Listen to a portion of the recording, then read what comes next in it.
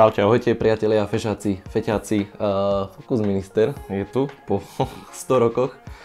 Určite ste si všimli, tí šikovnejší, že starý mikrofónik Jenky, čo som mal, hej, dosluhoval trošku, v poslednom dieli to bolo vidno, v poslednom dieli Mafie.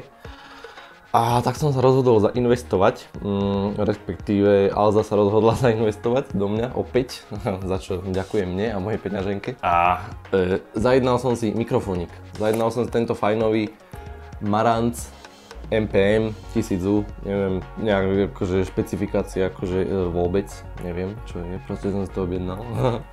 A máme tu unboxing videjko, takže si ho poďme otvoriť. Nebude to akože nič extra špeci. No, jedna, druhá, nice. Návod, druhý návod a gro celého mikrofónu, kábel USB-čkový. To si hovoríte, no Focus, prečo si nekúpil XLR kábel? Zapojil by si to do zvukovej karty a mal by si perfektný zvuk. Takže toľko k tomu. Ďalej mikrofón S. Ježišabua. Nádherný, krásny. No a zo starého mikrofónu ja mám prosím pekne takýto windshield, ktorý ináč veľmi pekne funguje ako pop filter, takže mi tam pekne zmestí. Mimochodom žiadny pop filter ani ako pozerám nič viac v tejto krabičke nie je. Je tu ešte držiak, takýto, celkom akože taký heavy duty na rameno od mikrofónu. Mikrofónik to má zo spodu závit, ten sa dá zašrobovať.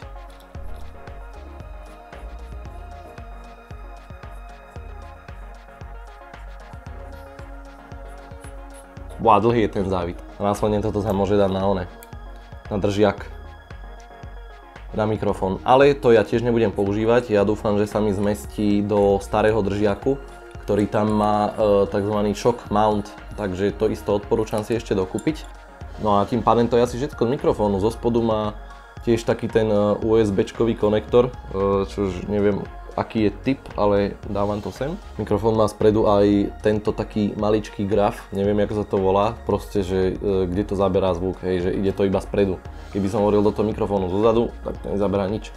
No, Marantz profesionál a to je všetko. Žiadne ovládanie nemá na sebe, čož mne úplne vyhovuje a potrebujem iba zapojiť a ready to go, takže si ho ideme vyskúšať. Nasadíme windshield, respektíve budget pop filter.